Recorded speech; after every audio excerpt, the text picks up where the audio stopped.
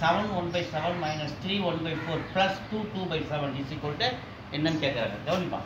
இப்போ நம்ம பாருங்க 7 minus 3 4 இல்லையா, 4 plus 2 6. ஃபர்ஸ்ட் நம்ம இதை பண்ணிக்கணும். கவனிங்க 7 minus 3 4 4 plus 2 6 பண்ணிட்டுமா. இதுக்கு ரெண்டு எல்லாத்துக்கும் எல்சிஎம் வந்து 14.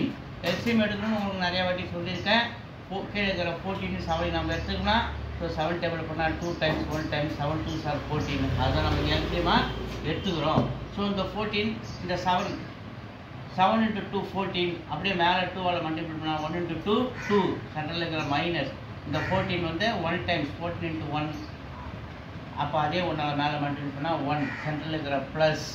ஸோ 7 into 2 14 அதே 2ஆல் மல்டிபிள் பண்ணால் 2 into 2 4.